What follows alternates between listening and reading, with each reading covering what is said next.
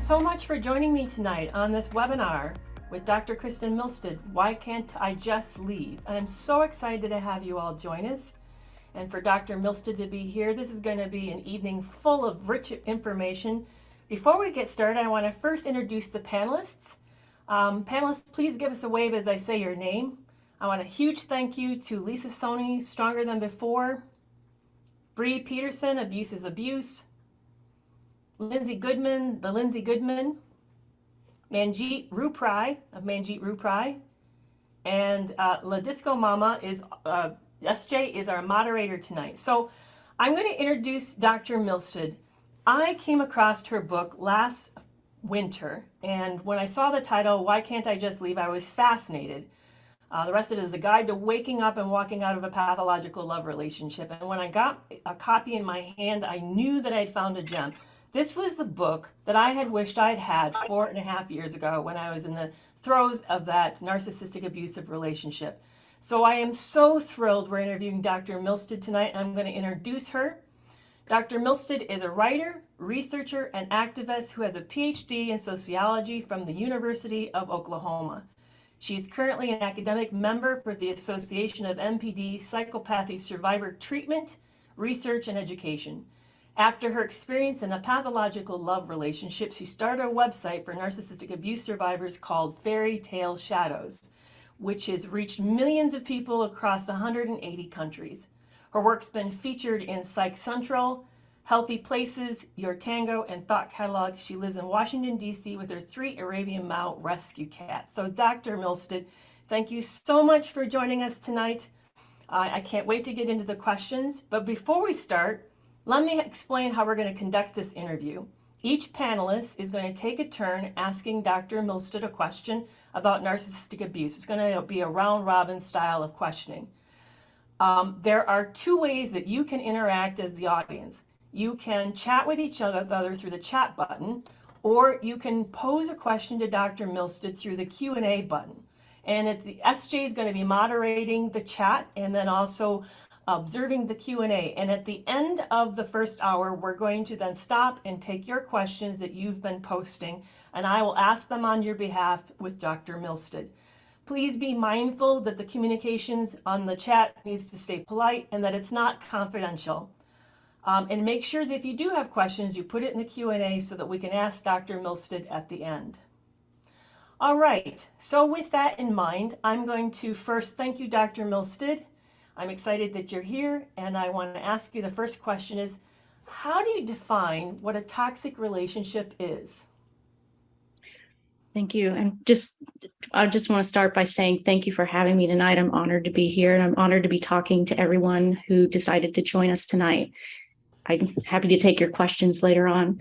But the first question, how would you define a toxic relationship? How I would define it is if you are in a situation where your autonomy is restricted or your thoughts and feelings are treated as if they don't matter, then it's probably a toxic relationship. And it's different than an unhealthy relationship because there might be some poor communication patterns in a relationship that's unhealthy. But when you're in a toxic relationship, there's some sort of a power imbalance that favors one of the partners over the other. So when the toxic partner in that situation might use a spectrum of behavior to keep that power, to maintain that power, such as mocking or degrading or even withdrawing from you, or it could even be threats or physical abuse. But the idea is that by doing those things, they are restricting your autonomy or making you feel as if you bring up your thoughts or your feelings that they're going to punish you in some way. Next question. So, next question. What is narcissism? Are there healthy forms? How does it differ from the pathological type? It's broken down into 3, so I can repeat that again if you like. We hear the term narcissism everywhere, but narcissism isn't necessarily negative. It's really the ability to self-focus and have a positive view of oneself. And understanding how that gets pathological is really, when we situate the idea of narcissism in the larger society, then we can get a better understanding of how it becomes pathological. When we think about a functioning society, we think about the idea that humans are interdependent on one another, which means we have to depend on one another in order to survive and in order for humanity to survive, right? So when you have narcissism, you have people who are not taking other people into account, they're only taking themselves into account. So narcissism is a spectrum. On one end, you have a balancing act between how we regard ourselves, how we positively regard ourselves, but are still able to take other people into account at the same time. But pathological narcissists only take themselves into account, and they have no regard for how they treat other people. They can't take into account others' experiences. So their regard for themselves, their view of themselves just trumps everything. And that's how you end up with exploitative relationships. Next question is, how does narcissistic abuse differ from other types of abuse? So with narcissistic abuse, there's this very specific form of psychological manipulation, and it's a conditioning process in the dynamic that hides the abuse from the survivor through a combination of gaslighting and punishments, kind of like what I was just talking about, like the silent treatments and the stonewalling. So the survivor ends up thinking things, what just happened didn't really happen. What just happened might have actually been my fault. What just happened was not what I thought it was. What just happened wasn't a big deal. But it's not just that, every once in a while, or not the, one time and then it goes away. It's maybe several times a day over a period of months or years. And then what happens is it creates this false reality for the survivor that it creates a pathological worldview, and it actually changes the way that survivors' brain, the way they see the world. Thank you. I'm going to hop in on that. Do you think that they know that their reality is being swapped out? Do you mean the survivors? Yeah, but even both. Do you think the abuser knows it too? Well, that's a good question, and two separate questions. So, does a survivor know? No, not at the first. I don't think that definitely happens at first, and I don't think that. I think that's a really complicated question, and when we start getting into questions about how does what happens to the psyche of a survivor over time, and how do you get out of the relationship? Because what happens is there's a suppression of the self that occurs over time in order to deal with the cognitive dissonance that occurs. And I know we're going to get into cognitive dissonance, but the cognitive dissonance is created because at the very beginning of the relationship, the narcissist has to, because they don't have this empathy, they have to fake it. And that is one side of themselves that they then later turn on and begin to present the non-empathetic side of themselves, and that those two sides compete with each other in the view of the survivor for who's the true persona of the narcissist, and that creates the cognitive dissonance in the survivor, and the survivor then only at that time begins to know, wait a second, something is not right here. But by then it's too late. They don't recognize that whatever was, shown at the beginning of the relationship is not the reality. It is kind of like a false reality that was created. Now, as far as what the narcissist knows, I think that's a really good question. We talked about, and I've heard this question before, do the narcissists know they were hurting me? Does the narcissist know what they're doing? I think that there are different types of pathological people. There are people who intentionally hurt people. They love causing chaos. They love hurting people. There's a spectrum. And then there are people who just try to get their needs met. There are the narcissistic people who've learned how to manipulate people, and they know how to get what they want. But then there's the question of, well, do they know what they're doing? Meaning, do they intend to hurt me? Is this little thing they're doing here intentional? Well, we don't don't really know that this particular thing that they were doing was intentional. The harmful, hurtful thing that I think we really want to know when we're asking that question is, why did they do it, but they didn't care? Like, how could they have done that? And how could they have hurt me like that and not care that they were doing it? It's just back to this concept of, if you know you're hurting someone like that, and then how can you do it? And it just goes back to the idea of a narcissist not having empathy and going through and acting in such a way so that they are not taking others into account. Mm-hmm. Okay, next question is, why do narcissists and other toxic people engage abusively with others? That's a really good question. It kind of builds on what I was just talking about, because the reasons can vary. I think what it boils down to really at its core is because they're trying to get their needs and desires met. Really, it's back to that idea of the pathological narcissism. They're taking shortcuts to getting their needs met. If you don't have to take other people's needs into account, if you don't have to take other people into account in order to, get what you want, then you end up doing a whole lot of harm to the people around you. So, whether or not they're intending to engage abusively with people, whether or not they're intending to abuse people, they can go off and do things behind people's backs. They can say mean, hurtful, awful things. They can, they're doing what they need to do in the moment. They don't think long term. Usually they're doing what they need to do to get what they want at that time.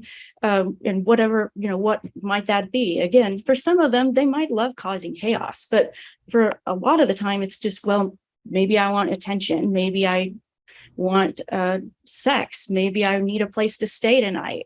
Maybe this partner made me really angry. I've got somebody on the back burner, and now I'm going to go talk to this person. It's just whatever is happening in the moment. That's what they're going to try to end up with. My ex used to say, make up some stories about what he, why he did things, and they never made any sense. They would always conflict with one another, and then every once in a while he'd get angry and tell me the truth, which was because I wanted to. I said, why did you do that? Because it didn't make sense, right? Because a lot of the things, they just don't make sense. Why would you do this thing? You say, because I wanted to. And I think that's really, why they do it, because they want to. They don't care if they hurt other people when they're doing what they do. Yeah, I think it's confusing for us, the entitlement, the way that they feel so extremely special, and they're state driven, meaning whatever I feel at this particular moment means that that's what I need to do because I want to do it because I'm going to go do it. They don't necessarily think as long term as we think that they think. Some are, but I don't think all of them are. Yes. And when you don't have consideration for how what you're doing is going to impact other people, it's really hard to put yourself in the mind of somebody who can't and doesn't care to do that, doesn't have any ability or willingness to do that, because it can put someone in put other people in a lot of danger to do that. And so it's hard to wrap your mind around why somebody would do things unless you can just remember, well, they just don't really care if other people are in danger. Yeah, it's hard to imagine that actually having other people be invisible. It's almost as if we're invisible to them. Mm-hmm. Yeah. Scary. So, what signs or red flags are often missed when meeting a potentially abusive partner? So, this is an interesting question. I think that sometimes things that look neutral or even positive on their face can actually be red flags. The reason why is that they're signs that someone doesn't respect your boundaries, or that they may not be who they say they are. So if you have just met someone, let's say on a dating app or something like that, or you've been out with them one time and they start excessively communicating with you, excessively texting with you, or checking in because they're concerned about you.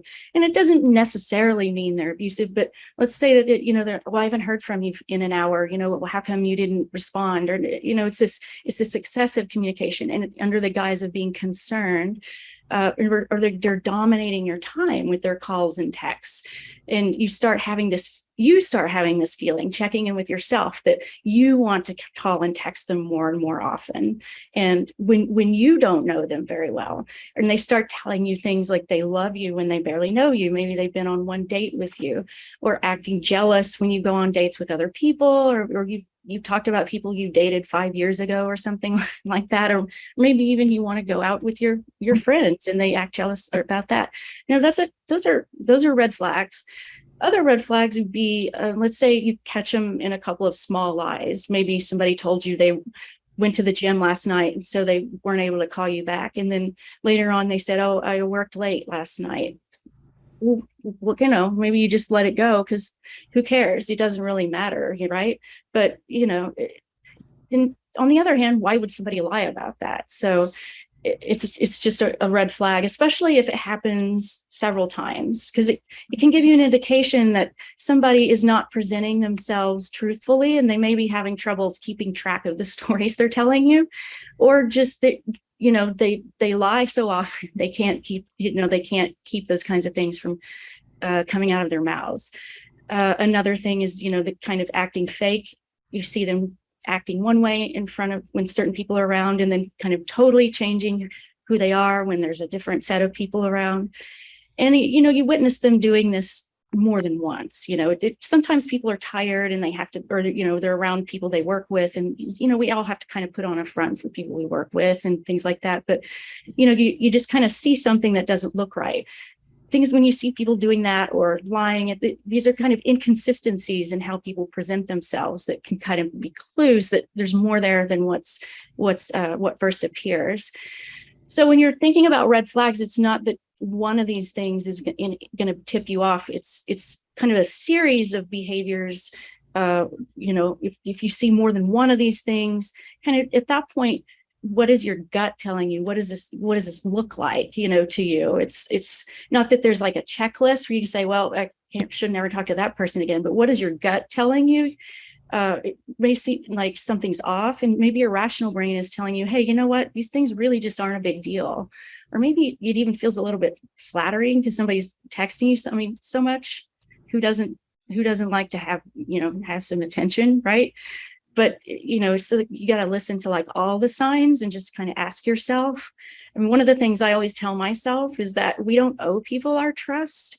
We don't have to feel guilty for saying to ourselves, I'm just going to wait a little bit before I open up to this person and see what happens. I don't have to just because they're kind of pushing things forward, I don't have to go along with the flow. I can just kind of wait and see what happens. Do you think the red flags differ depending on the abuser's gender? That's a really good question. It's not something that I've looked into that much. I would love to know more about that. Broadly speaking, I would guess, and the things I've seen without actively studying them, just anecdotally, I would guess not really, because we all of us who are, not narcissistic, not pathologically narcissistic, we all want the same things, right? We want to belong, we want love, we want, affection, and those types of things. We want to be part of, a relationship where we can feel valued and respected and loved. And so people who are pathological are going to use the same, be able to use the same types of tactics, generally, broadly speaking, to manipulate us into believing that we have it. Now, I think that, in the end, like, for example, the red flags, those same general red flags would probably be present. What I do think might differ is that we have gendered stereotypes about how those things might operate differently among among different genders, or how somebody might perceive someone who is using those. And so I think that a person who's pathologically narcissistic might be able to use them to their advantage because of our stereotypes. Victims face a lot of blame for not seeing the red flags. Can you explain what happens in the initial meeting that disarms us? Yeah, you're right. Victims face a lot of blame for a lot of things. Unfortunately, that's kind of the society we live in.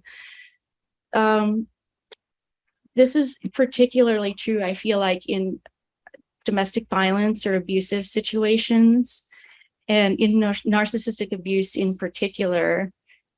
I feel like it's very damaging because we haven't really reached a point yet to where it's very widely known, and even survivors coming out of it are still trying to understand, what has happened to them.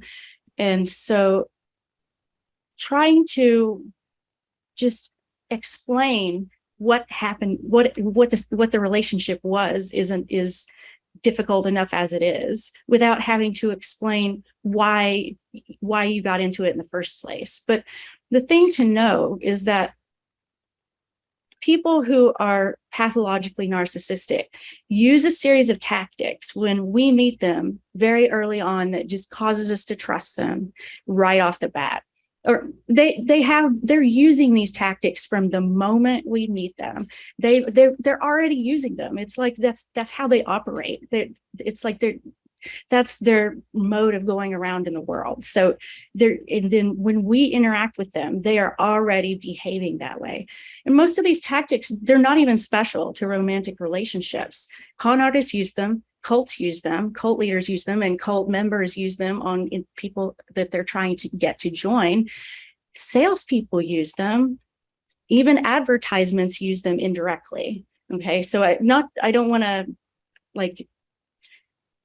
minimize them, but I'm going to make the point that narcissists think they're special. They're not that special, but these are very, they're common is what I'm saying. People think they're all around us, and narcissists use them because they work, and everyone thinks they're the exception, right? None of these things work on them, and this would never happen to them. But if you've ever bought something that you didn't need, or you found something in the back of your closet and you think, oh, why did I buy that? Well, they got you. So, I'm not immune because I have written a whole book about it, right?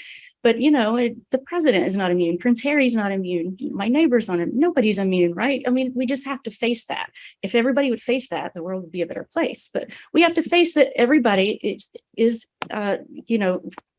susceptible to these types of tactics. The reason why is because there's very clear psychological principles at work, and we all have the desire to belong, the need to conform, because we want to belong. It's part of that interdependency of society, the interdependency of humans in society. And it's a very interesting thing, because what's happening is the pathologically narcissistic are manipulating the very thing in us that they lack.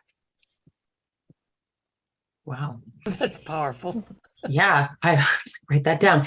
Well, that actually leads us into the next question, which is, what do you feel or how can you describe the typical features of love bombing in the beginning of the relationship? Yeah, love bombing.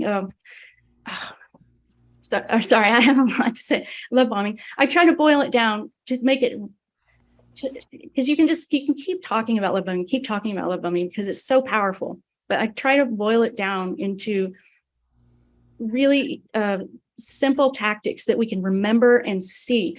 And what I try to do now is, like, when I'm watching a movie, I say, oh, this is love bombing. Look at that, there's love bombing.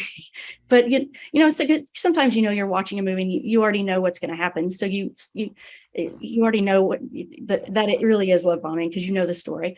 But so I'm going to give you 5 features of love bombing.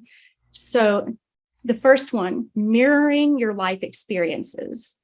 So they may study you, they may look at your social media and learn what you do. They may look at what you're wearing. If you're wearing a collared sweatshirt, you're wearing a cross necklace. How do you wear your hair? What type of jewelry are you wearing? What type of shoes are you wearing? Do you wear leather shoes? Do you wear, do you wear pants? Are you wearing running shoes? That means you go running. They look at things about you. They listen very carefully to what you're saying. You talk about, oh, I went to this country when I was in college on study abroad. Oh, really? I went to that country too. I lived there for 2 years. And then they're off to the races with a story. And then, you talk about that you converted to this religion. Really, I grew up in that religion. And here, that over time, not a very long time, it doesn't take more than a few conversations, right? Because you say enough of things like this. And what happens is they are building a path in your head of, I'm like you. I am like you. Look at these things we have in common with one another. And so what that does is set up a story in our minds that we have found someone who understands us, who is like us. And when we have that feeling, we begin to believe that it's someone that we can trust. This is not something that's unusual to just romantic relationships with narcissists. This happens in other situations too. It just happens to be something that they do during love bombing, and it's very common. So the second one is telling sob stories. So they will start telling you things about, all my exes cheated on me. I had a really rough childhood. I moved around all the time. I didn't have, a father, or, any of these things. It could, whatever stories they want to tell you. And they serve several purposes. So first of all, they get you to feel like first of all, just getting you to feel sorry for them makes you feel like they're not threatening, right? But also, if they're divulging personal things about themselves, right, then it makes you feel like you can drop your guard and do the same. You can match that level of vulnerability. So now you have trust with the mirroring, and then dropping your guard and being vulnerable. And so doing those things, they've now started trying to hook you in by making you feel sorry for them and making them feel like you are similar with one another. And those sob stories come in handy later too, once they start flipping the switch, and they can then refer back to them. Oh, this is why I'm like this, or oh, this isn't really what it is. Or you're acting just like they did. So they refer back to them, from later on. So number 3, they highlight uniqueness of your uniqueness or the relationship's uniqueness. So, oh, I've never felt like this before. This is the most, you are the most beautiful person I've ever been with. You are the smartest, most loving person I've ever been with. I've never felt like this before. I've never had a relationship like this before. You're the only person who understands me. And so it's almost like spinning this world around the two of you, where only the two of you exist. It's like creating this universe now where you're isolated from everyone else. So you've got the trust, the vulnerability, and the isolation.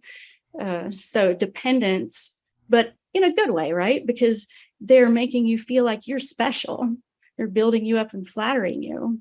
So then 4 is future faking. So it's like the closing the deal, saying, you know what, we should go get married, or we should move in together. I'm going to buy you a ring. So this idea that they've set up the past, right? We've got all these things in common. They've set up the future, or sorry, the present, telling you how unique the relationship is. And now they're trying to set up the future. They're creating a timeline. They're melding this identity they're creating with you. So they're creating an identity, your identity with them. That's a timeline, and with this future that they're going to keep promising you. And then they top it all off with the icing on the cake, which, number 5, it's this extreme amount of and type of physical and sexual attention. So, and that, what all that does is really, releases all these chemicals in the brain, the cocktail, dopamine, oxytocin, and it just makes it almost irresistible. All of it just becomes an irresistible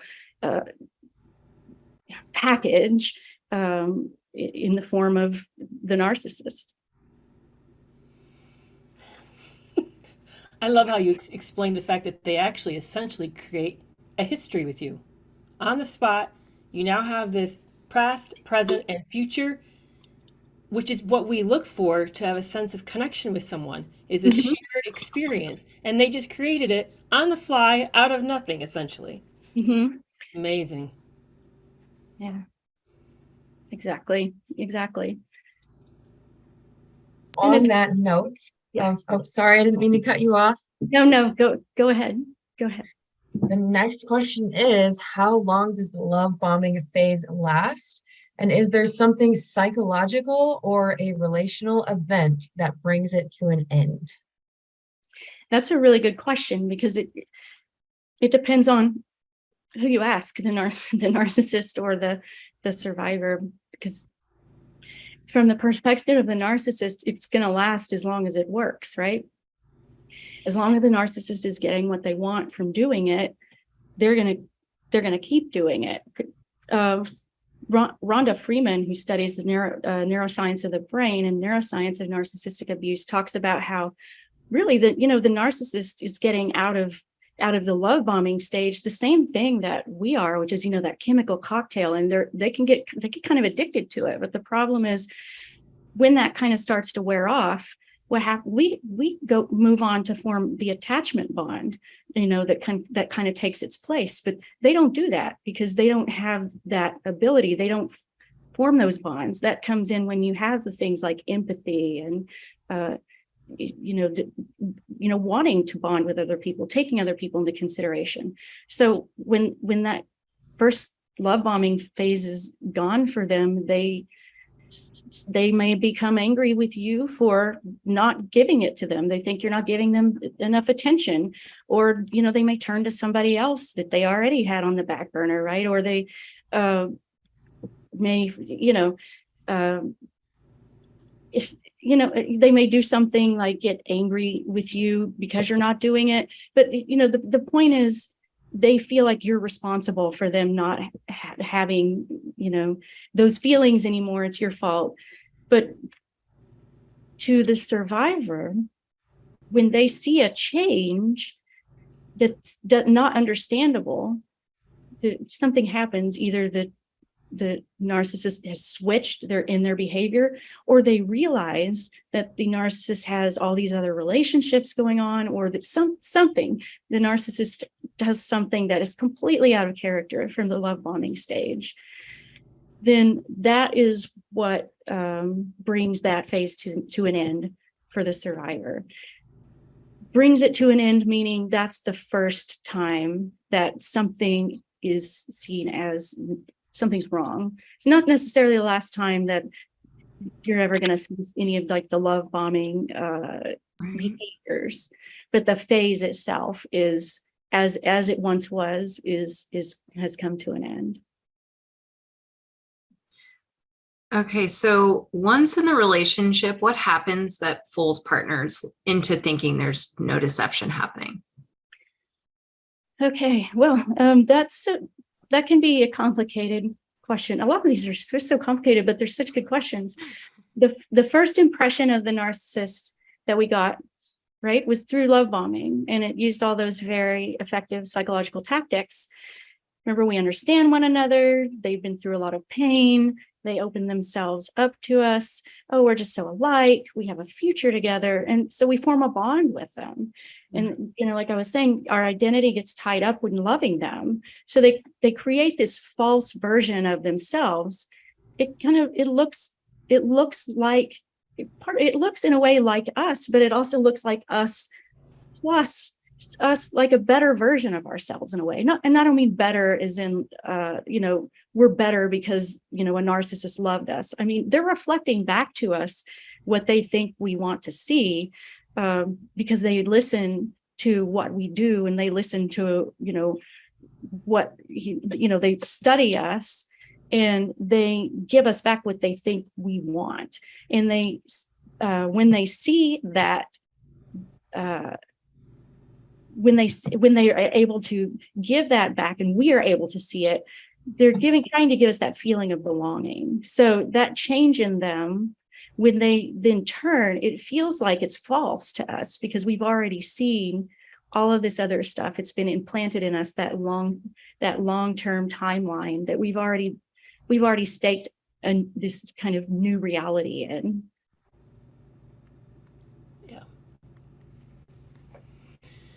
Why do so many of us liken life with abuser as Dr. Jekyll and Mr. Hyde? I know that's a common phrase that many of us are using. What causes this duality? So Hervey Cleckley described something called the mask of sanity.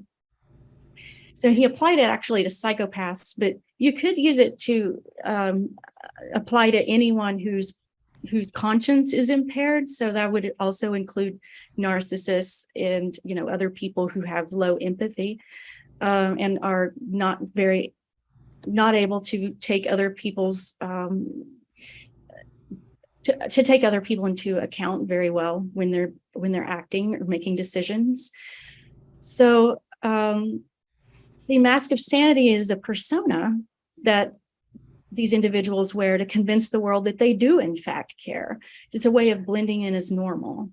And this is where the deceit comes in, and the psychological manipulation that they do, because if they did not wear this mask of sanity, if they didn't put on this face of being just like, everyone else, which is, the default, the interdependency of, yes, I have my needs, but also I consider what other people need. If they didn't go around pretending, blending in, then they wouldn't be as successful at getting what they wanted. So they fake the empathy and the attachment bonds that other people have so they can gain the things that they feel they're already entitled to. But then what happens is, because that empathy is fake and that bond is not genuine, when their partners don't do the things the narcissists think they should be doing, the things that they feel entitled to, that fake empathy can't hold up. So then that mask drops, the narcissism shows through. And so to the survivor, it feels like they're just living with two completely different people. So the narcissist is loving, kind, attentive, treats them like they're a prince or a princess. And then in the very next second, with no warning, the narcissist flips a switch and they're spewing words of hate, treating them like they don't even exist. It's unfathomable. It makes no sense. And unless you have to think like a narcissist, but who you can't do that unless you have an idea of what you're dealing with. Can you explain cognitive dissonance as it relates to narcissistic abuse? Yes. So cognitive dissonance is a term that's been around for quite a while. I think it's been studied in psychology for going on 70 years now. It's actually a really interesting phenomenon. It's the idea that our brains cannot manage it. They can't handle it when our thoughts, emotions, and behaviors don't align with one another. So we do some sort of mental gymnastics to try to get it to fit together. And it may have something to do with the idea that we have a need to have a consistent identity, that we have to have a consistent self. And so we do some stuff in our heads psychologically to make sure that we feel like what we're doing makes sense to ourselves. So what it really means is we're not able to hold two competing ideas in our heads at the same time, or we're not able to believe one thing and then do the opposite. Technically we do that all the time, right? But we have to do some little mental tricks in order to get it to work. So let's say, this is going to be a silly example, but let's say I believe that all cats have fur. My cats are sitting next to me. All cats have fur. And someone comes along and says, no, they don't. And they show me a picture of one of those cats that doesn't have fur. And I just think, and I say, well, you know what? I think that you used the internet and you doctored that picture and it's not real. because I don't, it's hard for me to believe that all cats don't have fur. I don't want to believe it. Maybe I say, you know what, that I don't like that person. And because I don't like that person, I don't want to believe anything they have to say. So even though I have a picture right in front of me, right? Somebody's handed me a picture of it. I think of reasons why I discount the picture. So this is an example of how we do mental tricks in order to take two competing ideas and sort of reconcile them. So, another example, I could say, well, I don't eat desserts. I don't really like to, but then I go get some frozen yogurt and I say, well, it wasn't ice cream. It was just yogurt. So, you've done that, right? I've done that. Just kidding. So in narcissistic abuse, what happens is survivors are exposed to those two sides of the narcissist. The one that has empathy, and the one that does not have empathy. And what happens is the survivor, the partner exposed to that, develops cognitive dissonance about who the narcissist is. And remember, this is not just, a one-time thing. That first time I was just talking about, like, when does the love bombing phase end?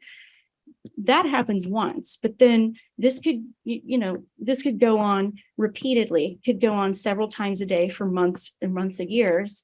And then this cognitive dissonance deepens into multiple layers. He loves me. I'm going to use gendered pronouns. Or let's go. They love me. They hate me. I love them. I hate them. I am not the kind of person who stays in an abusive relationship. I can't leave. This is the best relationship I've ever had. This is the worst relationship I've ever had. And it's just debilitating. It becomes a situation where the survivor can no longer function. The relationship takes over dominates all of the thoughts. Wow. I can relate so much to that. How can survivors, how can the victims distinguish what is real from what is a deception? Okay, this is a good question as well.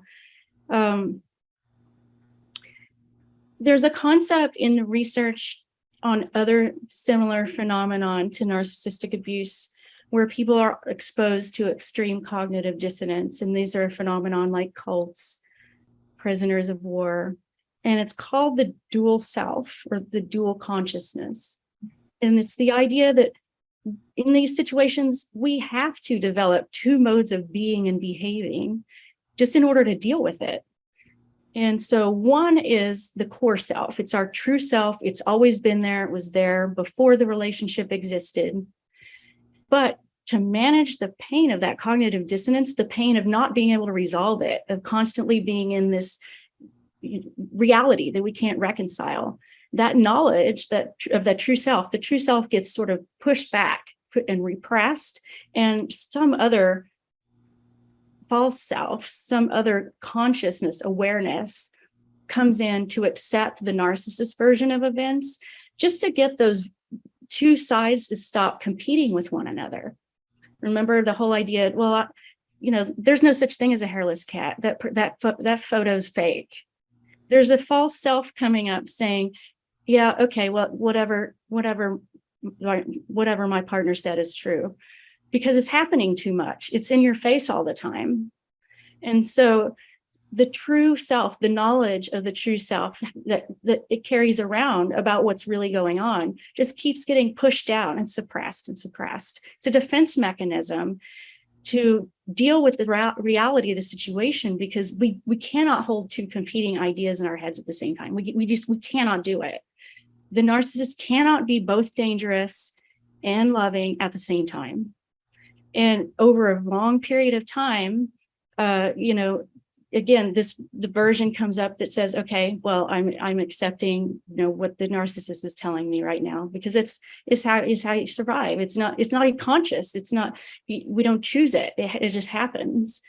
And so to come back around to the question, while we're in that false self mode, we can't distinguish the deception, because we're we are suppressed that knowledge that, this is an abusive situation. We're believing what the narcissist is saying. We don't want we love the narcissist. We miss the narcissist when they're gone. We want to believe the narcissist is going to change. They keep feeding that. Then that's how it ends up getting to be so loud. That's how the true self gets being so quiet. And so one thing we have to remember, though, is the narcissist cannot completely destroy that true self. It's still there. It's always inside of us. And how you begin to tell the difference between deception and reality is to try to pay attention to that true self that's still in there. As hard as it is, it's still there. It's not disappeared. When your partner does something to activate it, listen to it. Help it get louder, because that's going to be what saves you. Spend time with people who will help you cultivate it in a non-judgmental way. Do things that help it get louder.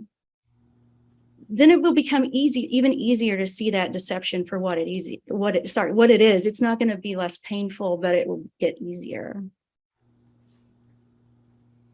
Wow.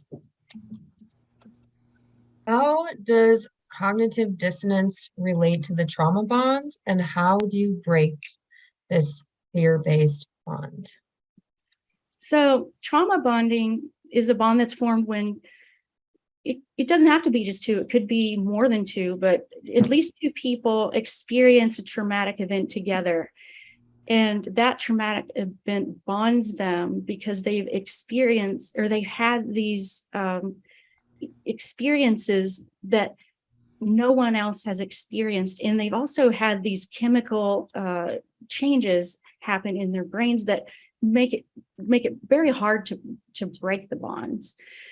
They aren't necessarily bad. For example, people who've been through wars can have trauma bonds. Fought in wars together can have trauma bonds. What makes trauma bonds negative is when the trauma is caused by one person to another. So in narcissistic abuse, where there's an abusive trauma bond, what's happening is it's allowing the narcissist to exploit the other person, because trauma bonds can be so difficult to break. And that trauma has been caused by the narcissist exploiting the partner, the survivor. And it's actually been caused, it's formed as a result of that cognitive dissonance we were talking about. This person hurt me. Yet this person and I have been through so much together, no one else can understand it. It's like a loop. Like we can't break up. I'm bonded to this person, but yet this person keeps hurting me. It's like they're the person who's poisoning me and the person who's curing me over and over and over and over again. So the way to break the bond is the same way, we distinguish real from deception. It's the same thing. It's to try to, when we recognize, when that voice that is recognizing the pain, the poison, the abuse is present, when we hear it, listen, help it get louder, and try to elevate it, because that's the voice that's going to help us to get out. It's going to help be the voice that helps to break the bond. Oh, that was a doozy with the they definitely hurt you and then soothe you. So I'm interested to know, what is the narcissist drama triangle? So this is a concept that's actually, I think it came before the whole idea of narcissistic abuse, but it's been now applied to narcissistic abuse. A drama triangle consists of three roles: a persecutor, a victim, and a rescuer. And it doesn't have to apply to a narcissistic abusive relationship, but narcissists are very good at using them to sort of flip the victim abuser dynamic over onto the survivor, to make the survivor feel like they're the one who is perpetrating the harm. So in the drama triangle, there are three roles: persecutor, victim, and rescuer. What happens in the triangle is that the person who is perpetuating the drama triangle takes on one of these roles and then manipulates another person and to take on another role by playing that first role. And so it just keeps going around in this triangle. So by using the triangle, narcissists can keep their partners entangled in the relationship. So for example, let's say the narcissist does something abusive, does something, really outrageous. And the partner asks about it, does something very normal. Says, I saw that you have done this. I saw you were, so-and-so told me that you were out with your ex. And, why did you do that? I'm sorry, I'm just making something up. And they get angry and say, how dare you question me? How dare you accuse me? What were you doing? Spying on me? You never trust me. You're always doing this to me. No wonder that I act this way. No wonder I was with my ex. My ex never treated me this way. And then all of a sudden they have flipped the switch and turned the survivor into the perpetrator, and they have become the victim. And now to save the relationship, the partner has to stop asking about what happened and become the rescuer, because to the narcissist, the narcissist is the victim. So to save the relationship, the partner now has to rescue the narcissist and say, oh, I'm sorry, I didn't mean to question you, because what happens is the narcissist is going to become like an indignant victim, an entitled victim, and walk out, or threaten or punish if the survivor doesn't come to the rescue and do some sort of punishment. And so the partner has to be the one to rescue, to save the relationship. And then the narcissist doesn't have to take any responsibility for their actions. So how do you avoid getting entangled in something like this? Well, to avoid getting entangled in the drama triangle, I feel like, unfortunately, once you're in a relationship with them, you're already entangled in it. Unfortunately, because they've started putting you in there as soon as you got into that relationship with them. They've already kind of stuck you in, one of those roles. By as soon as they started telling you their sob stories, for example.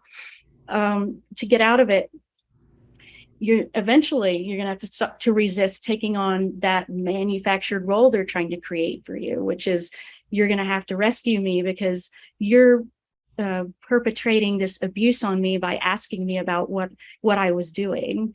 They're trying to create this role for you to play so that they don't have to, again, take responsibility for their actions. So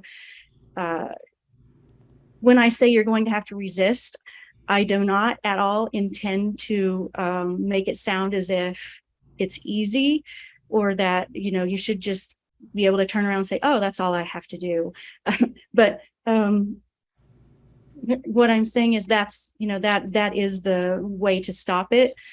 Unfortunately, by the time you're in it, you may not even know what's going on. Then once you accept it, it can feel inescapable. So the way to escape it is to stop accepting the role they're laying out and start choosing different actions.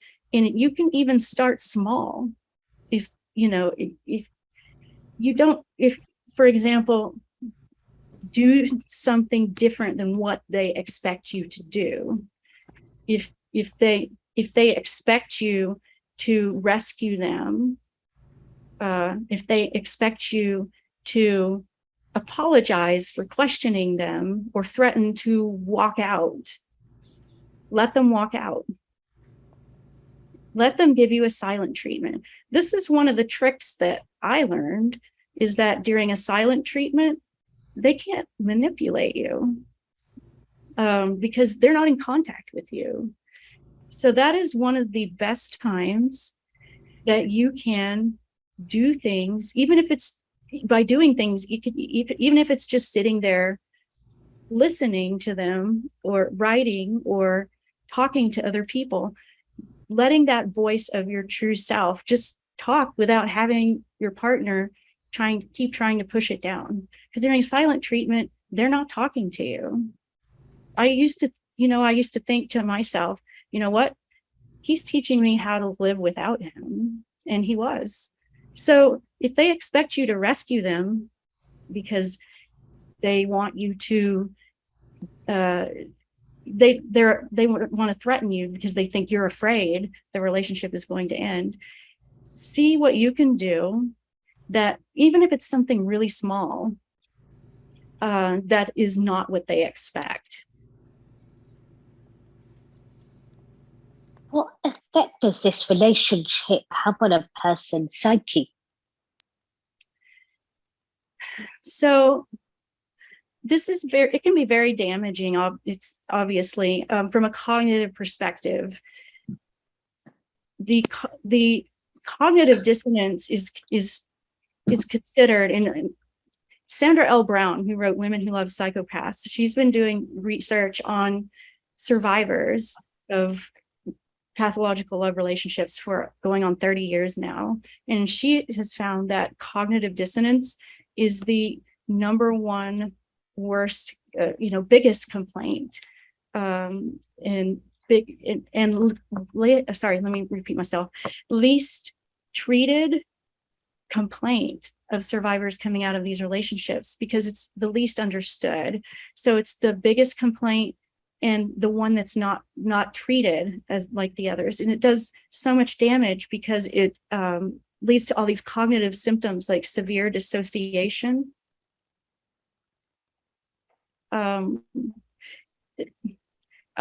Sorry about that. Severe dissociation and executive functioning problems like the inability to have working memory or follow directions or just keep track of things. It can lead to derealization, this feeling that things around you aren't real. And ultimately, it can lead to PTSD or complex PTSD. There's this feeling that you're walking out of something that you can't get a handle on what was real and what wasn't, that follows throughout the healing process, and that is sometimes left untreated. The next question is, are some abusers more dangerous than others, and how can you tell if your partner fits the profile? So that's a good question. Others may have a different way of viewing this, a different response.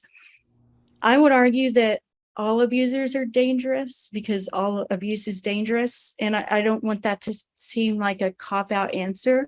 I love what I think she was leading down to on that particular question about abusers, some being more dangerous than others, because I hear a lot about, well, mine doesn't hit me, or he only hit me once, or she only, but the reality is abuse escalates, and we know that. So emotional abuse can turn to physical abuse, and physical abuse that isn't the type that makes you think, the type that we can rationalize when it's happening, can also lead to our death. So all abuse is dangerous. I love what she said.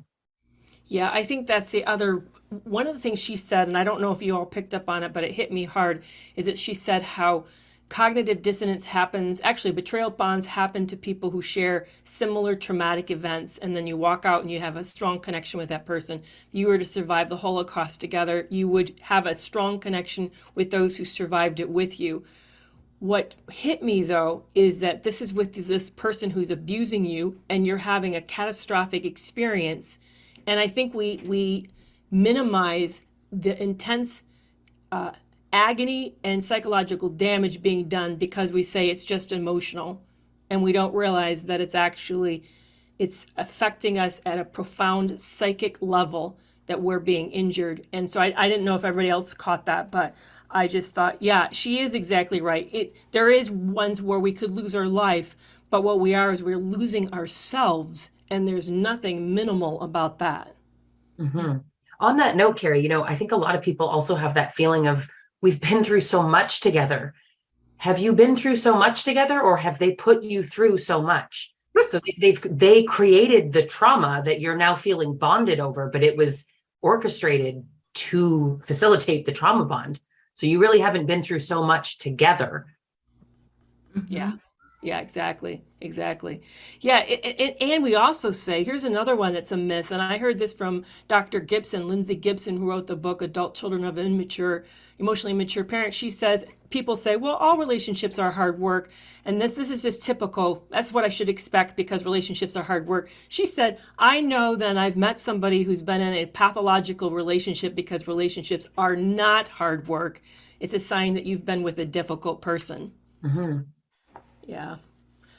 Let's go ahead and just jump forward on the questions. I know we're not Dr. Milstead, but I think these are really important questions. And I also know that we're nearing the end, but I know we all are aware that research says there's an average of 7 times before people can leave. What is your sense as a group, why we have to make so many efforts to get out? I could take that one. Go for it. I honestly think cognitive dissonance is such a huge part of the reason, and hoovering, because it's so easy to say leave. And let's even pretend for a moment you have no kids and you can afford it, because those are 2 huge parts. But let's pretend those are solved.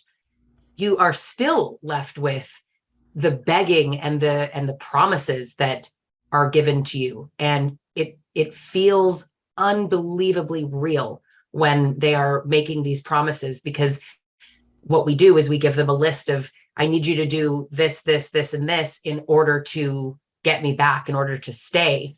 And so they often say, great, check, check, check. And they do the things.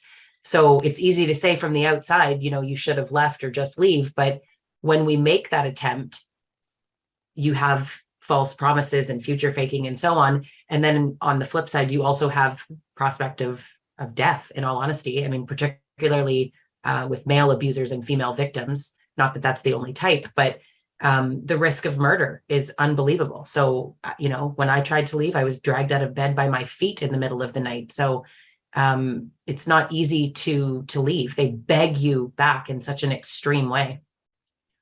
Yeah, I don't know about the rest of you. Mine wasn't so much physical, but the possibility of being wrong, of like there's some turn that's going to happen around the corner. And if I just waited long enough, there'd be this massive kind of, almost like a revival kind of a reaction that I didn't want to miss out on. I somehow thought that I was leaving too soon. Like, how did you know it wasn't soon enough? And then they say all the things that really lead you to confusion. And I think that was another powerful thing that she said was, they create this past, present, and future with you so that you then live in this world thinking, well, this is fixable. We've had this magical experience before. We just need to get back to it. It's as if it continues to exist for you to the point that it confuses you and leads you to think it's possible.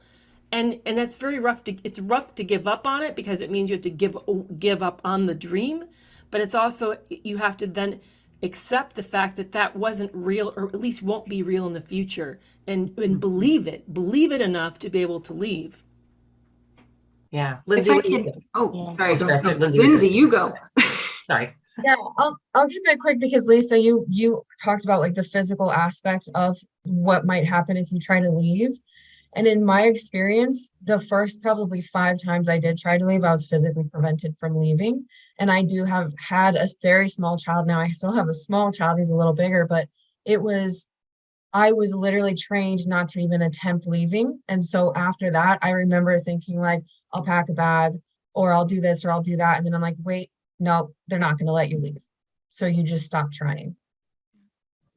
Yeah. It's building off of what you just said. I was going to say, I think a lot of us suffer through the devaluation of learned helplessness. We quite literally feel so incompetent, so incapable. We can't see past, okay, once I get out the door, because getting out the door, there's so many unknowns, and we're so afraid of, can we even handle those unknowns?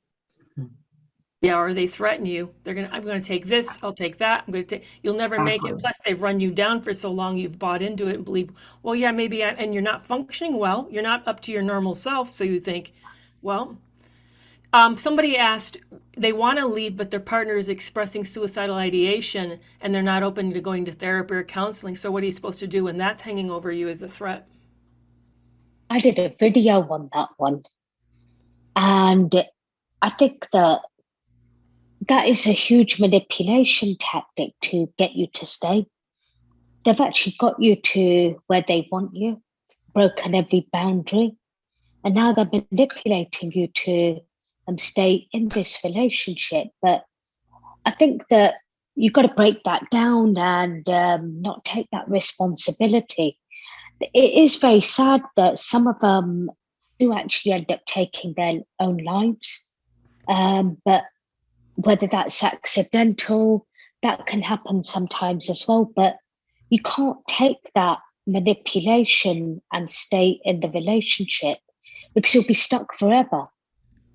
So I think that when you do leave, they probably will say, right, I am suicidal, I want to end my life.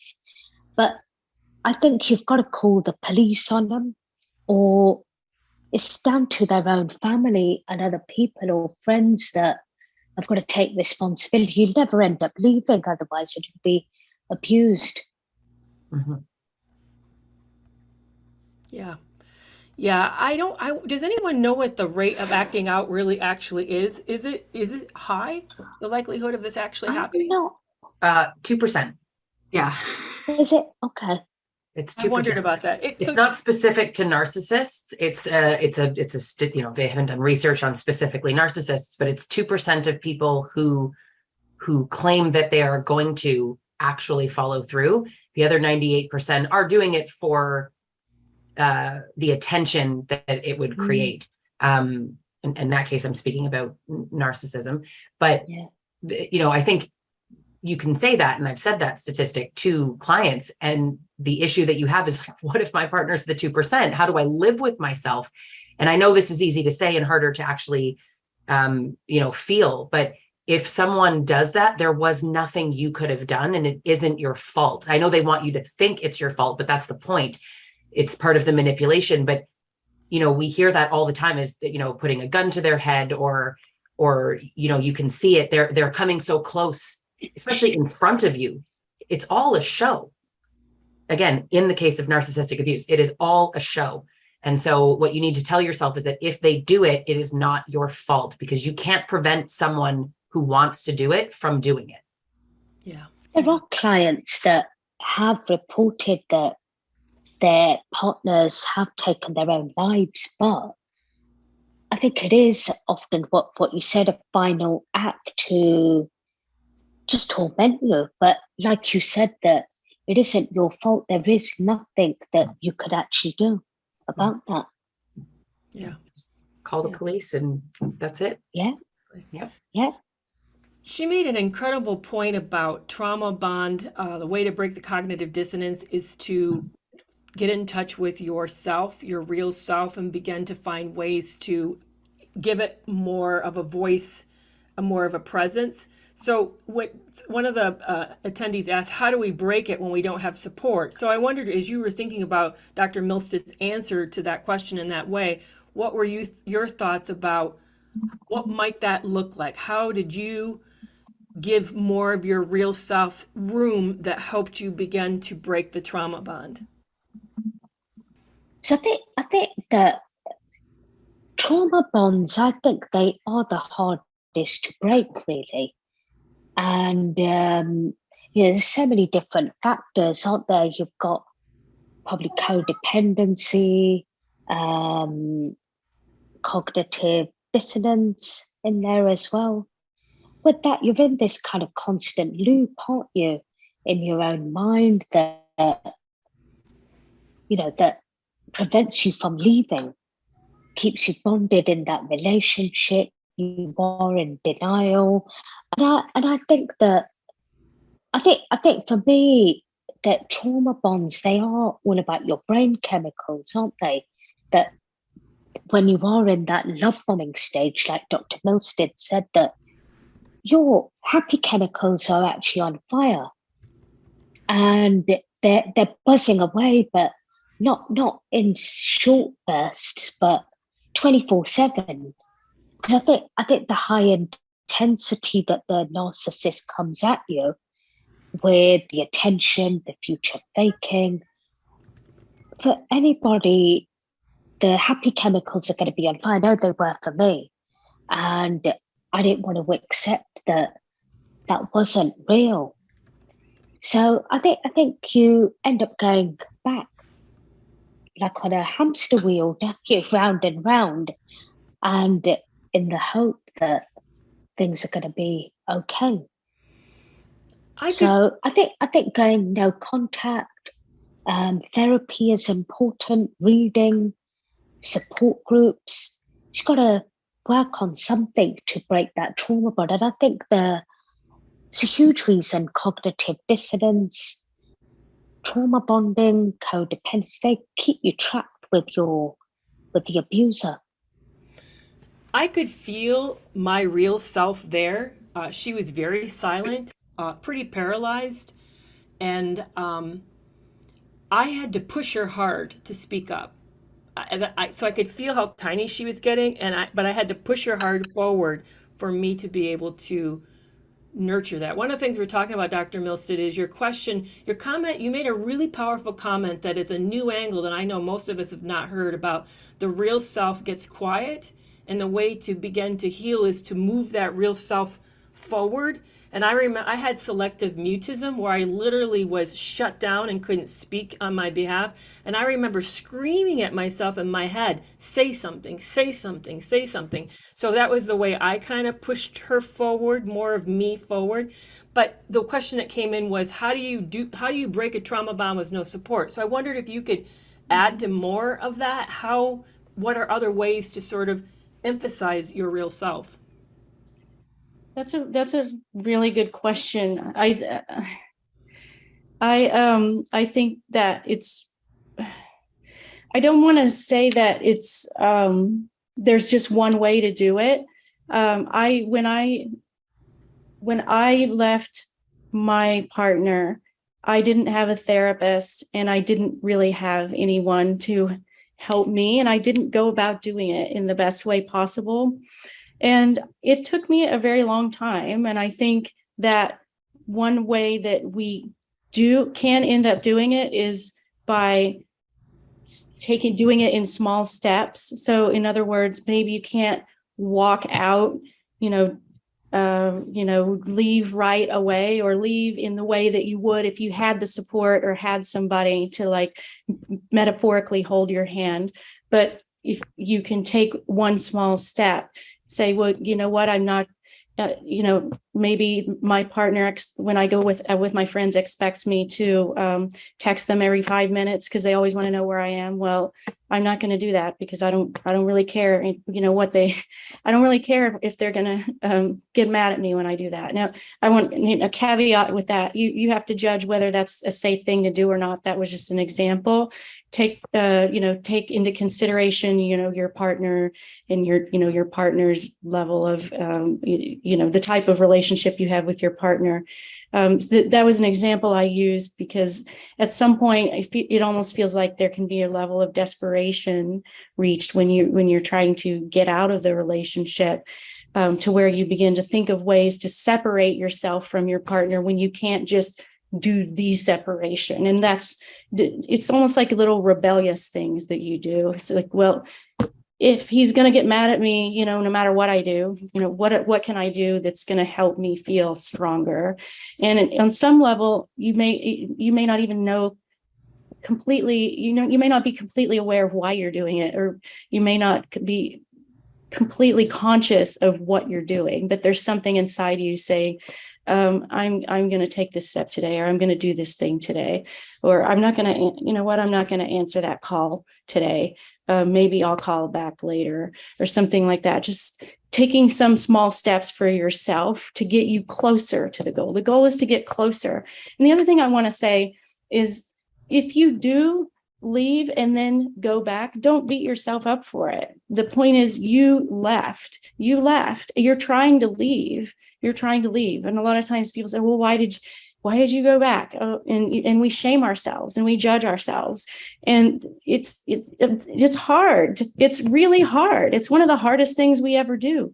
And I think that trying to leaving and coming back, is part of leaving. And I'm not saying we should do that. I'm saying I think that's part of leaving, because we're learning how to get out. We're learning how to live without them. We're learning how to negotiate that middle ground between, this is what it's like when I'm not with them and they're trying to get me to go back. This is how I learn to be strong again. You don't know how to do it until you actually do it. And so it's like there's this middle stage of, I'm with them, now I'm kind of not with them, now I'm with them again, and I learned something, now I'm not with them again. Okay, I'm readjusting. And then one day you finally get there. So don't beat yourself up if you end up back with them again, because you're learning, you're getting stronger, you'll get there. That's such a good point. I not the way that you said that, it hit me. It's actually practice. It is practice. Yes, it's practice, so that you're right. When I did that, and I was pulled back in, but my efforts, though, I got more ready the next time, and I was a little more successful, or I built up more strength the next time. So yeah, we're so hard on ourselves and view it from this angle of shame, like I failed, I'm weak. We don't see that. No, you learned some things. You're better for it. You're better for it. Somebody, This is kind of like a little off the way question. I thought it was a fascinating question, so I want to ask it. Somebody wanted to know if the compartmentalization, splitting, and all of the way kind of primitive, that's really what we're kind of getting deep into the South, primitive way that narcissists are formed. Do you think it's a form of DID, which is dissociative identity disorder? I know what I think, but I'd like to know what you think. That's really, and I've read some stuff saying that it is, and I think that we don't have enough information to make the determination one way or another. I think that it's an interesting way of viewing it, for sure. I think there are some theories out there that there are different parts of us that deal with maybe you've heard of the integrated family systems therapy, the parts therapy. And this is not the same as DID and dissociative identity disorder, but we are talking about dissociation and parts. And so it's like a level up. It's like the lack of the knowledge of the parts, or the parts are acting without the consent, or without without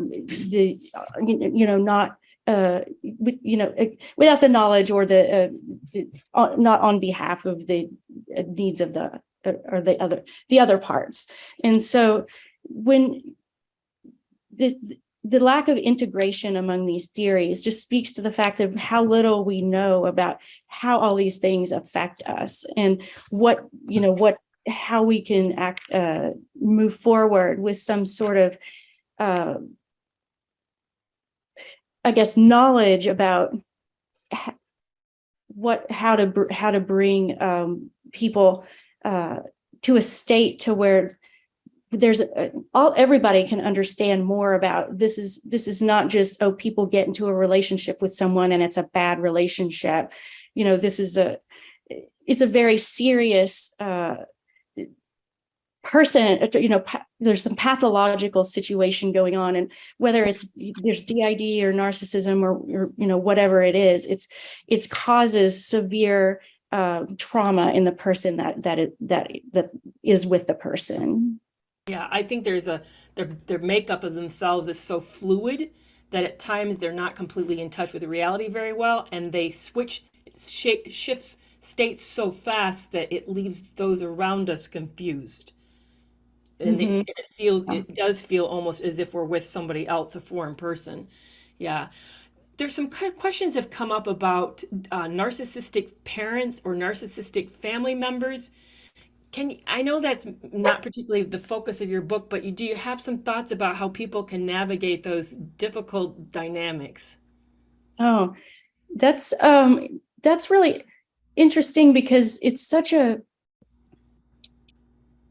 so difficult, because those are situations, usually anyway, not always, that we're born into, and not as opposed to romantic relationships where you meet somebody and then you're slowly almost groomed into that situation. And so sort of the uncovering of the fact that wow, I was born into this family, and there's this person, and in childhood, sometimes we take on this identity of the person of, is this my fault, and it's almost, there's some similarities, but also so many differences. And so I feel like from the things, and again, I haven't studied this, but from the things that I have read, there's almost like a coming to terms with the idea of boundary setting is a big part of dealing with narcissistic family members and parents. Some people have to decide that they're not going to interact with their family members anymore, but some still do want to, and they have to set boundaries, and that's a really big part of it. And also coming to terms with and grieving the fact that the parent is not going to be the parent that they wanted to have, or that they needed when they were growing up, and realizing that it's not your fault. But also you can't sit down and have a talk with them and say, this happened to me, you did this to me. And then they're going to, well, I'm really sorry, I understand. You just have to grieve that's who they are. And they're never, it's not like, watching a TV show where they're going to, I'm really sorry, and then suddenly be the parent we always wanted. It's really sad, but that's a part of the path to healing from what I understand. Yeah. So because we're wrapping up the last final 8 minutes, what's your advice for people as they start to, maybe their move just got out, or they're trying to heal and they are out and they're finding it's harder than they thought? What's some first steps, some pieces of advice about that? So I think that one of the most important things is, again, I'm going to restate it, is to not beat yourself up that you think you're not as far along as you should be, or you slipped up and you looked at your partner's, I don't know, your social media, or they contacted you and responded, or you got, because it's a learning process, it's practice, it's like healing from anything else. When you take a path and then you go back down, and then you take a little path and you go back down again. You're trying to get to some destination that it's gonna take a while, but you're not gonna fall all the way back down to the bottom. You just keep, no matter where you are here. You already made it this far, and it sounds like a cliche, but you've already survived. You're here. You've already survived all the things you've survived. You have a 100% success rate. All you have to do is keep going, and it's not going to be easy. I'm not going to lie to you. It's very, very, very, very hard. I'm not going to make it sound easy. It's one of the hardest things you'll ever do. But there's so many people out there who can help you, who want to help you, who are able to help you. And you can make it, you can heal, you can get better. Life does get better, and you can find love again, and you can find happiness again. And one of the things that I would suggest is, if you can, find somebody, a therapist, a coach who understands trauma therapy and understands narcissistic abuse, or is willing to learn about it. Because if they don't understand those things, I think it could cause more harm than be positive things. So that's my advice in the therapy arena. But you can do it. Keep going. I believe anybody who is on this path can get there. What do you do with the bad feelings that you have as you reflect back on the relationship? Somebody says, how do I get over the guilt that I have? I think that with any of the negative feelings, you have to, first of all, you have to accept in that moment that you are having them, and not beat yourself up for having them. You have to think through, you have to just say, yes, I have this guilt. But then you have to tell yourself, it's okay that I have this guilt. And remember, it's going to come and go. It's not, you're not going to suddenly, never have it while you're in this phase. It's not going to disappear right now, but it's also not going to be as strong as it is in that moment. You just sit with it. It's not pleasant. I'm not saying you're going to enjoy it while you're sitting with it, but just sit and just feel it and say, it's okay. It's okay. I feel guilty right now, but I'm going to feel better. It's going to pass. And, there are things that you could try to do if you are having trouble. Maybe it's lingering. if you have someone to talk about it with who will not judge you, you can say, here's what I feel guilty about, and then just kind of get it out, and just maybe do something to distract yourself. If you have some funny movies you like to watch, just kind of just get yourself out of that mode. But just to remember, it's going to come up, it's going to come up, it's going to come up, but it's okay. It's okay. Yeah, exactly. I love the fact that you're encouraging us not to run from feelings. I think so many times we have a negative emotion and we think it's going to swallow us. And by avoiding it, we actually have increased its stigma and increased its powerfulness, so that it's more difficult the next time. And that if we could just sit with it, we actually wear it out, and we learn that it's survivable, and we learn that it's temporary. So that's just such great advice. So as we wrap up today, and thank you so much for this, I really, really appreciate it. I even appreciate you being able to tolerate or manage through that difficult spot there with the whatever happened technically. But what are your final pieces of advice for people? Well, I think that, again, I just want to reiterate, just keep going. No matter where you are, just keep walking, just keep going. Even when it's hard, just keep walking. Even when you feel alone, keep going, keep walking. Listen to yourself. You're not alone. You know why? Because you have yourself. You have yourself. You are in there. Don't forget that. So keep going, reaching out to the people you're here listening. So there are people here who care about you, who have been through this, and who are listening to you as well, and who want to talk to you, who want to see you get through this. And one last thing is that sometimes I hear from people something like, well, the relationship is already over, or my partner left me. So I don't understand how,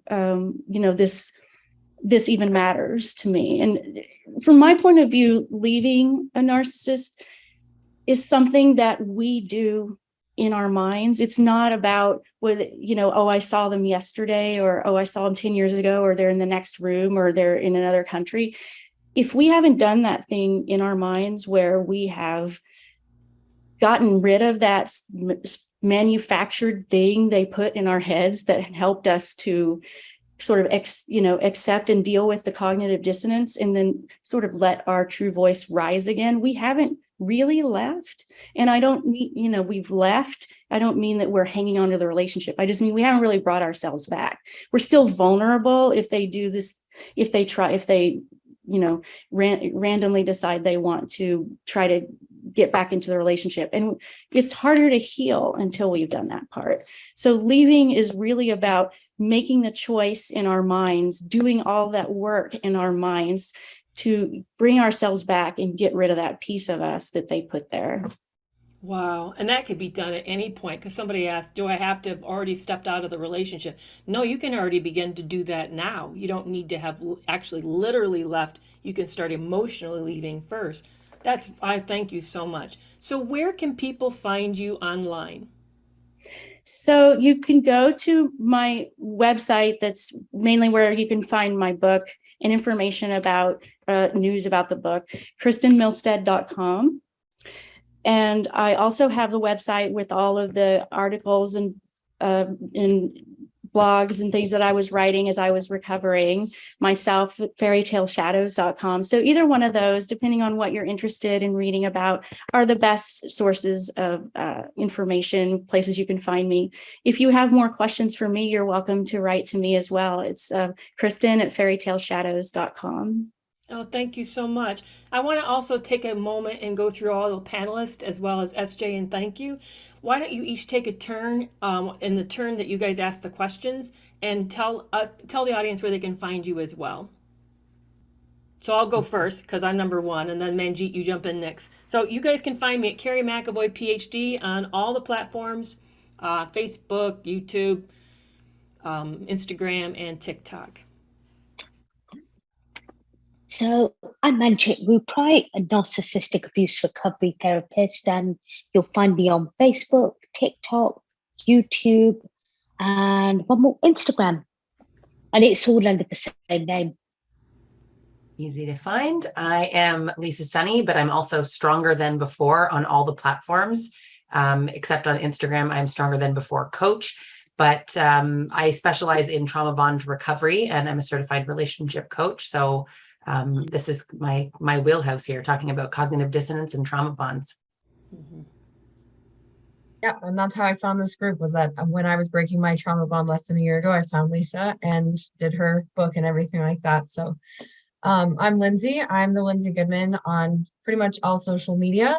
I am just now starting to offer coaching as well, and I'm also queer. And so I wanted to put that out there because one of my big things is being a safe space for queer folks and people who have been abused in queer relationships. And is Bri still here? Muted, Bri.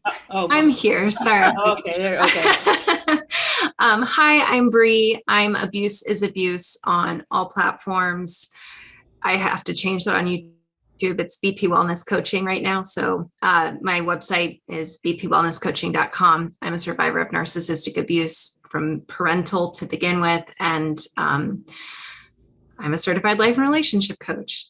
Just trying to help people. And SJ? Yes. Hi, everyone. I know it's quiet answering your questions in the background, but I'm Sarah Jessica. I go by SJ. I am an abuse survivor from childhood. My dad is a narcissist, all the way to a romantic relationship. I have a child. I've gone through the litigation, the custody. I'm still going through it. I am also a life and relationship coach, and I do coaching. I do a moonlight schedule. So for anyone who's a single parent and that works for you when children are sleeping, that's definitely optimal. I would love to work with any of you. You can find me on TikTok, YouTube, and Instagram. Great. Thank you, you guys. And I'm Dr. Kerry McAvoy. I wrote a book, Love You More. So I'm mainly these days a writer and educator, and then I do it through public forums, and I love to do that. But I do offer one-on-one consultations for a one time for clarity. So Dr. Milstead, thank you so much. With these two final notes, I want to kind of just let everyone know, first of all ticket holders will receive a complimentary replay of this video in its entirety 24 hours from now, from the time that the event closes. So watch for your emails. Tomorrow, I'll also include a link to Dr. Milstead's book so you know where to get it, as well as a link to mine. And the second thing I want to make you aware of is we have an upcoming Austin, Texas meet and greet. For those of you who are aware, all of us are part of a group called Narc Avengers, and we're going to have both premium VIP opportunities as well as public, which includes one-on-ones with us, a private Q&A time forum that you're able to sign up for, as well as a public meetup. And many of us from this group will be there, and that will be October 15th in Austin, Texas. So I will also send more information about that in the email that you get tomorrow. So thank you so much for being here with us tonight. Thank you, Dr. Milstead, seriously. Yeah. I know you're saving lives. I know that the me back there needed what you have to say. She still needs to hear some of it. So you've spoken a lot to me as well. So thank you, hugely thank you. Oh, thank you. Thank you. You're so welcome. And audience, thank you so much for being here and supporting us and taking part of this with us. I deeply, deeply appreciate this. And so with that, I'm going to close us out tonight. Good night.